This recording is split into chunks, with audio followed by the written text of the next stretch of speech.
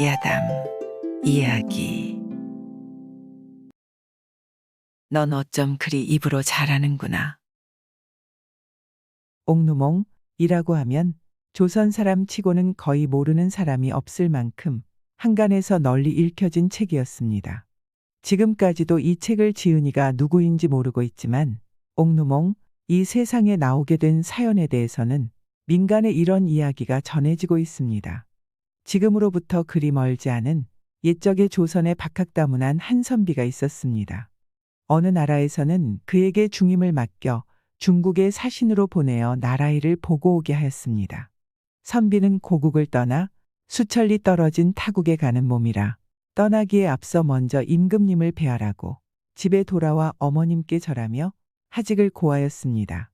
선비의 어머니는 비록 규방에 묻혀 자란 여자의 몸이긴 하지만 소시적부터 남달리 글 읽기를 즐겼으므로 그때 세상에 나온 책치고 보지 않은 책이란 별로 없었으며 학식도 깊어서 남자들도 그와 겨룰 만한 사람이 그리 흔치 못하였습니다.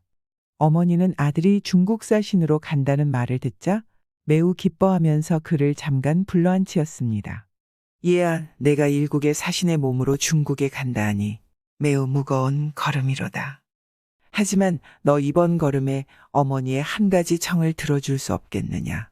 어머니, 아무리 어려운 걸음이라 해도 소자 어찌 어머님의 청까지 들어주지 못하오리까? 무슨 청이온지 어서 말씀하옵소서. 네, 듣자 하니 중국에는 뛰어난 문인들이 많고 읽어볼 만한 훌륭한 소설책들도 많이 나왔다 하니 나라일을 끝내고 돌아올 때 좋은 책들을 몇 권 사다 줄 수 없겠느냐. 네, 소자 어머님께서 평생을 책과 동무하여 지내신다는 것을 잘 알고 있사옵니다. 옥누몽, 은조선의 18에서 19세기의 대표적인 장편소설로서 중세기 장편소설 발전의 이정표로 되었습니다. 64회로 된 이 장회체 소설은 원문은 한어로 씌어졌으며 후에 조선 문자로 옮겨져 한간에 널리 읽히웠습니다. 옥누몽, 은몽자 소설의 대표작으로서 그 당시 문단을 뒤흔들었는데 유감스럽게도 지금까지 그 작자를 모르고 있습니다.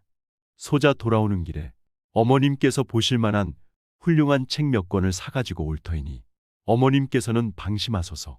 선비는 어머님을 하직하고 중국의 사신으로 가서 나라일을 보게 되었습니다. 헌데 그 선비는 일국의 사신이라 분명히 나라일도 보고 타국에서 새로 사귄 친구들과 빈번하게 거래하다 보니 돌아오는 그날까지 어머니의 간곡한 당부를 깜박 잊어버리고 책 한 권 손에 들지 못한 채 귀로에 올랐습니다. 선비는 사신의 몸으로 타국에 왔습니다.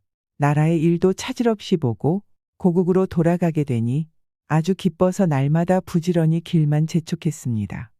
이러다 보니 어느새 압록강에 이르렀습니다.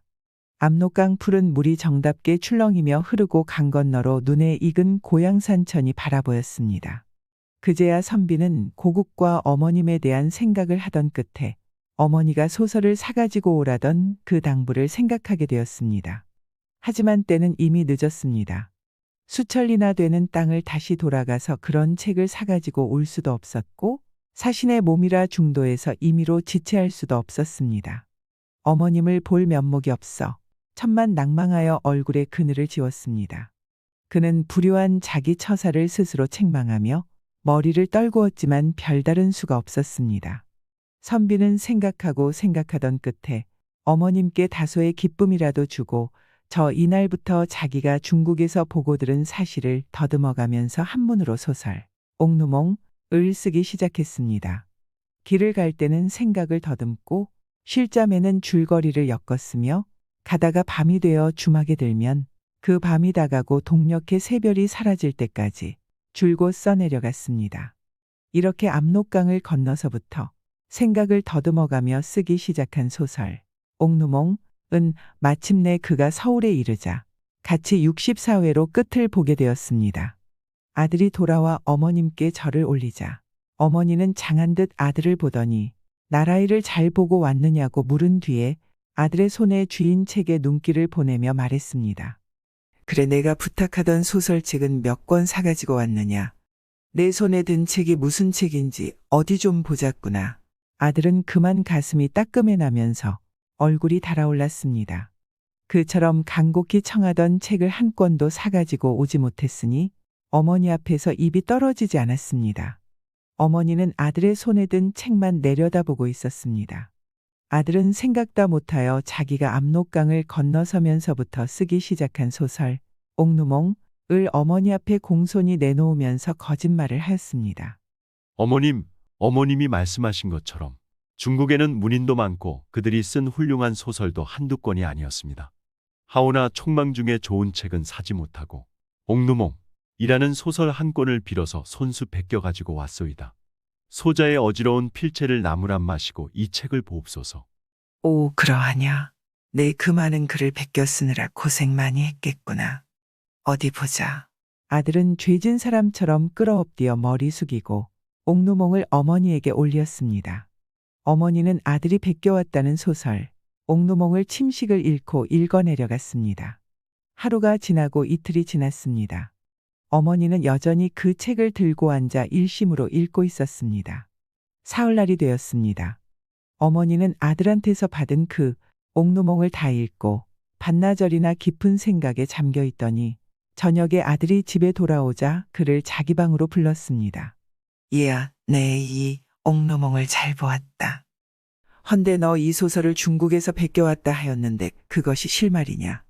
이 한마디 물음에 아들은 더는 어머님을 속일 수 없다는 것을 알았습니다.